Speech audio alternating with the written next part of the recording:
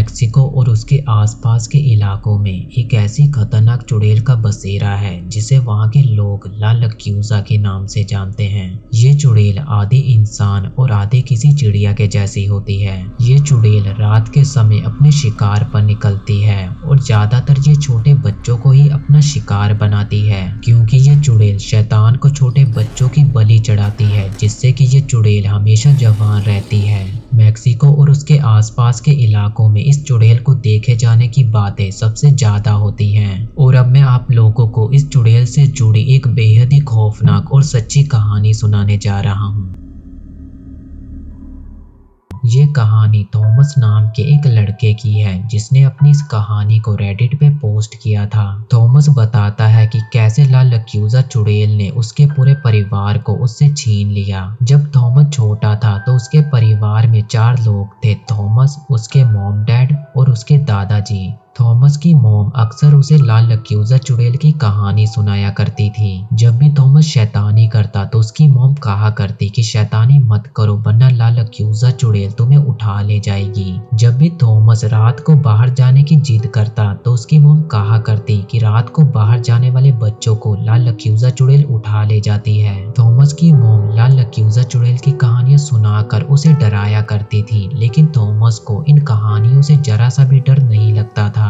उसे ये कहानियां बेकार लगती थी। उसे लगता था कि ये कहानियां बस बच्चों को डराने के लिए बनाई गई हैं। थॉमस के डैड एक बहुत ही अच्छे इंसान थे और साथ में वो एक बहुत ही अच्छे पिता भी थे। थॉमस और उसके डैड अक्सर साथ मिलकर घर के खिड़कियां और दरवाजों की मुरम्मत किया करते थे। पता नहीं क्यों पर उनके घर के खिड़कियां और दरवाजे हमेशा टूट जाया करते थे, लेकिन थॉमस को इन्हें ठीक करने में बेहद ही मजा आता था। थॉमस और उसके डैड खिड़कियां और दरवाजों की मुरम्मत किया करती थी और थॉमस की मॉम सैंडविच और नींबू पानी बनाकर उनकी वेट किया करती थी। काम खत्म करने के बाद थॉमस, उसके मॉम डैड और उसके दादाजी ये सभी साथ मिलकर खाना खाया करते थे। जब थॉमस थोड़ा सा बड़ा हुआ तो उसके डैड की मौत हो गई, पर थॉमस को ये भी नहीं पता चला कि आखिर उसके डैड की मौत कैसे हुई है। थॉमस को आखिरी बार उसके पिता को देखने भी नहीं दिया गया। उस समय थॉमस बहुत ज्यादा दुखी था क्योंकि उसने अपने डैड के रूप में एक बहुत ही अच्छा दोस्त खोया था। इस घटना के थोड़े समय बाद ही थॉमस की मॉम ने उसकी आगे की पढ़ाई के लिए थॉमस को घर से दूर भेज दिया।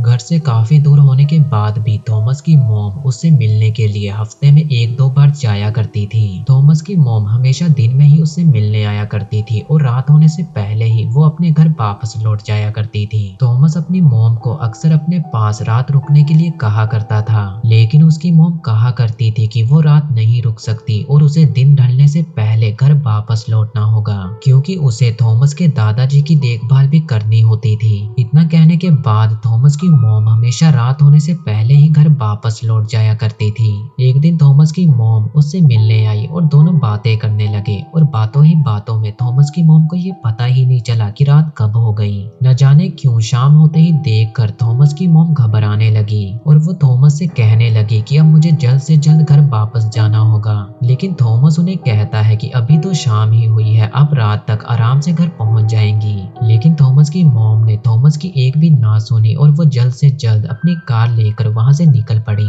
थॉमस की मॉम को अभी घर के लिए निकले 1 ही घंटा हुआ था कि तभी थॉमस के फोन पर एक कॉल आती है। थॉमस कॉल उठाता है और कॉल के दूसरी तरफ जो आदमी बोलता है वो कहता है कि मैं हाईवे पुलिस का एक कर्मचारी बोल रहा हूँ। यहाँ हाईवे पे एक औरत की कार का एक्सीडेंट हुआ है जिसमें उस औरत की मौत हो गई है और आपका नंबर भी हमें उसी औरत के फोन से मिला है। आपको लाश की पहचान करने के लिए जल्द से जल्द यहाँ आना होगा। थॉमस भागा भागा उस एक्सीडेंट वाली जगह पर पहुंचा और वहां पहुंचकर वो देखता है कि जिस कार का एक्सीडेंट हुआ है वो उसी की मॉम की है और उस कार की छत गायब थी, जैसे कि बहुत बड़े जानवर ने उस कार की छत को चीर फाड़ दिया हो। उस कार से 20 मीटर दूर थॉमस की मॉम की लाश पड़ी थी। थॉमस की मॉम की लाश इतनी बुरी तरह से कटी फटी पड़ी थी कि उसे देखकर थॉमस थॉमस घबरा गया। थॉमस को कुछ भी समझ नहीं आ रहा था कि आखिर उसकी मॉम को इतनी बुरी तरह से कौन मार सकता है। हाईवे पुलिस थॉमस को बताती है कि शायद ये किसी बड़े जानवर का काम है जिसने पहले कार की छत फाड़ी और फिर उसकी मॉम को कार से बाहर निकालकर मार डाला। थॉमस को तो यकीन ही नहीं हो रहा था कि जिस इंसान को वो सबसे ज्यादा प्यार करता है वो अब इस दुनिया में रहा ही नहीं। थॉमस ने कसम खाई कि जिस जानवर ने भी उसकी माँ की जान ली है वो उस जानवर को ढूंढेगा और उसे मार डालेगा। थॉमस ने अपनी पढ़ाई बंद कर दी और कुछ लोगों को लेकर उसी हाईवे के पास वाले जंगल में उस जानवर की तलाश में लग गया। बहुत दिनों तक खोजबीन करने के बाद भी थॉमस को उस जंगल में कोई भी जानवर नहीं मिला।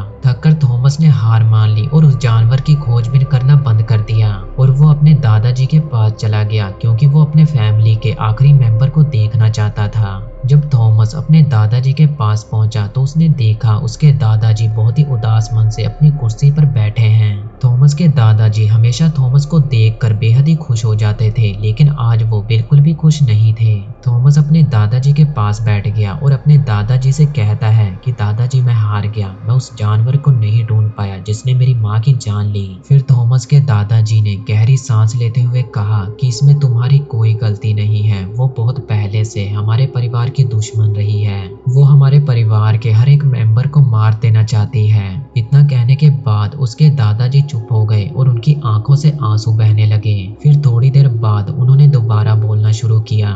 उन्होंने बताया कि ये सब बहुत पहले होना शुरू हुआ जब वो जवान थे। एक रात मैंने और तुम्हारी दादी ने उसे एक पेड़ पे बैठे देखा था। उसी दिन से वो हमारे परिवार के हर एक मेंबर की जान की दुश्मन बन गई। वो थॉमस को कहते हैं कि थॉमस क्या तुम भूल गए कि तुम्हारा बचपन कैसे बीता था? तुम अपने डैड के साथ मिलकर अक्सर खिड़कियों और दरवाजों की मुरम्मत किया करते थे। आखिर कौन रोज तुम्हारे घर की खिड़कियों और दरवाजों को नुकसान पहुंचाता था? कौन था जो तुम्हारे घर के अंदर आना चाहता था? वो और कोई नहीं बल्कि लाल लक्यूजा चुड़ैल थी। अपने दादाजी के मुंह से ये सारी बातें सुनने के बाद थॉमस हैरान हो चुका था। थॉमस को तो यकीन ही नहीं हो रहा था कि उसके दादाजी ये क्या बोल रहे हैं। वो अपने दादाजी से पूछता है क्या वो चुड़ैल सच में होती है? क्या वो सिर्फ एक कहानी नहीं है? थॉमस के दादाजी ने कहा कि नहीं थॉमस, वो कोई कहानी नहीं है, वो चुड़ैल सच में होती है और उसी चुड़ैल ने हमारे पूरे परिवार को मार डाला है। सबसे पहले उस चुड़ैल ने मेरी बीवी यानी कि तुम्हारी दादी जी की जान ली और उसके कुछ समय बाद ही उसने मेरे भाई की जान ली। फिर उसके कुछ समय बाद ही उसने तुम्हारे डैड की जान ली। तुम्हें तो याद ही होगा कि तुम्हें तुम्हारे डैड की लाश भी देखने नहीं दी गई थी, इसलिए क्योंकि उस चुड़ैल ने तुम्हारे डैड को बहुत ही बुरी तरह से चीड़ फाड़ डाला था। तुम्हारे डैड की मौत के बाद हमने तुम्हें पढ़ने के लिए बाहर भेज दिया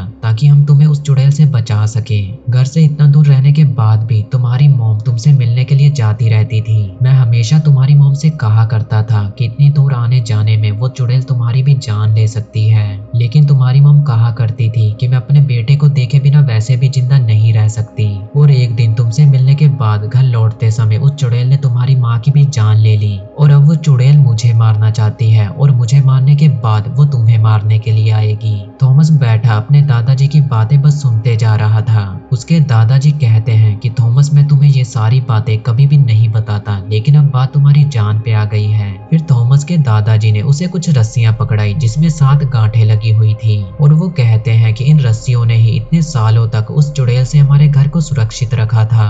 ये रस्सियां तुम्हारी जान की रक्षा करेंगी। तुम इन रस्सियों को अपने हॉस्टल वाले रूम में हर खिड़की और दरवाजे पर लटका देना। इन रस्सियों की वजह से वो चुड़ैल तुम्हारे रूम के अंदर नहीं आ पाएगी। इन रस्सियों को लेने से पहले थॉमस अपने दादाजी से कहता है कि अगर आपने इन रस्सियों को मुझे दे दिया तो वो चुड़ैल आपको मार डालेगी। इस पर थॉमस के दादाजी कहते हैं कि अब मेरे जीने की इच्छा खत्म हो चुकी है, वैसे भी मेरा परिवार अब ऊपर मेरा इंतजार कर रहा है। तुम इन रस्सियों को ले जाओ और अपनी जान बचाओ, बाकी मुझे मेरे हाल पर छोड़ दो।